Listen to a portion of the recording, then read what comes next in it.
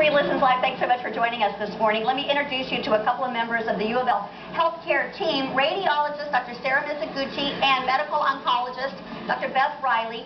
And I'm so happy. I mean, I'm a fossil. You guys are younger than I am, but it's, you know, for me, it's so nice to be able to introduce women that are in these positions. It's not just a male-dominated field anymore when you're talking about medical technology, and so I'm so proud of you guys for being here. Let me just say that first. Being the fossil that I am, it's nice. So you guys obviously work together and see lots of patients.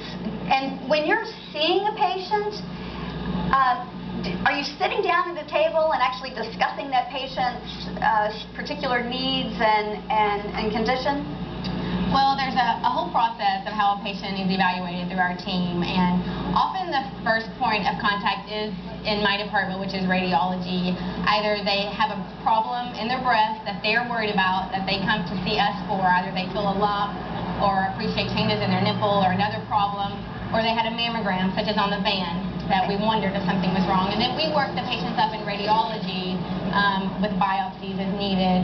And once we've made a diagnosis of a malignancy or cancer or something high risk, we then present that patient to our multidisciplinary team, which is a sit-down weekly meeting that involves all of us specialized doctors who take care of the patient. So one of the things when it comes to breast cancer that we always hear is that early detection can mean the difference between life and death. Definitely. And early detection is also involved with awareness, knowing what your breasts normally feel like and being able to detect any differences. Yes. The detection of early breast cancer really relies on a multifactorial way to detect that.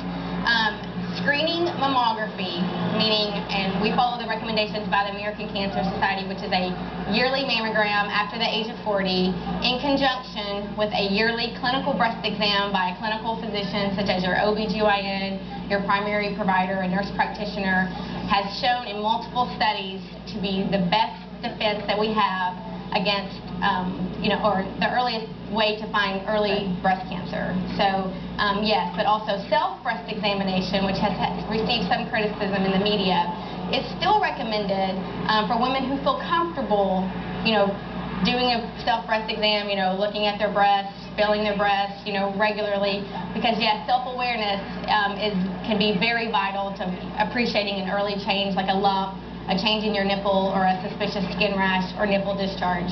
So, Dr. Riley, I have a couple of friends that have been diagnosed with breast cancer.